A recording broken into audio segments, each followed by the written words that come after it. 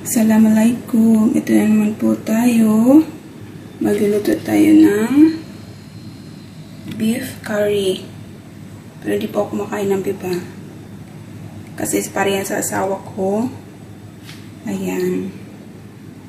Ayan po yung mga ingredients na ipapakita ko po sa inyo kung paano magluto niyan mamaya. Yung beef pala no, kaya marinate ko na yan kagabi. Ano ba yun? Nawawalan ako ng boses.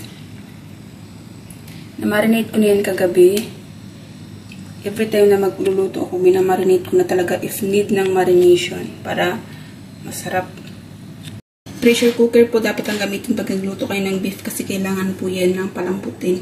Isang kutsa ko muna, ipakita ko sa inyo kung paano isang kutsa. So ayan, may coconut oil na siya, no? Ito siya, depende sa inyo kung nalagyan nyo nito. Ako kasi nilalagyan ko nito kasi ito yung nagdadala ng bango. So, natin muna siyang yan para lumabas yung aroma niya. Depende sa inyo ako lalagyan nyo hindi. Ako choice ko yan kasi ito talagang number 1 na nilalagay nila. Pagka Indiano yung kakain. Indiano yung asawa ko mga Marie. Kailangan natin lagyan ito. Brown na para lumabas yung aroma. Tapos isil din natin yung sibuyas. Sibuyas na yung sinunod ko na.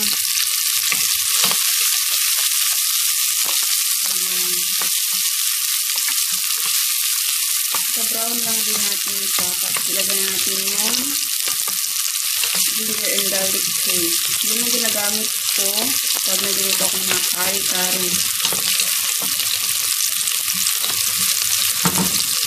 Ayun na yung ginger paste and garlic paste.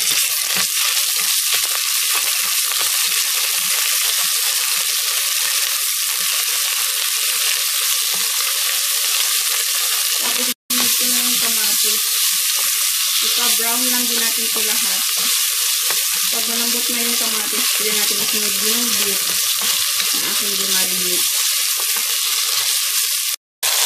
So, ayan na po. Ilagay ko na yung aking beef na di-marinate. Halo-haloin lang natin. So, ayan na. Na-mix-fuel ko na siya ha. Mix-fuel yung beef sa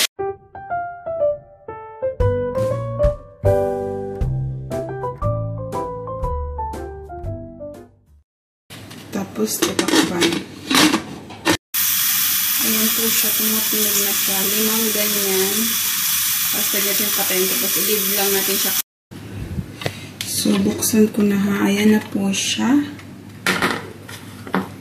Tapos, atin lang siyang papakuluin para lumapot. Then, luto na po siya. Ayan na po siya. Naglapot-lapot na siya. Depende sa inyo kung lalagyan nyo ng sili. Ako kasi nilagyan ko ng sili kasi ngayon asawa ko mahilig sa sili. Ayan. Ayan, inuulit ko po. Depende sa inyo kung lalagyan nyo ng sili. Ako kasi gusto nyo ng asawa ko ang may sili. So, kaya dinamihan ko ang sili. Hindi ko naman piniga yan.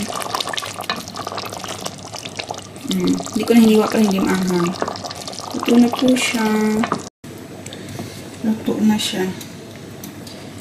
Ayan.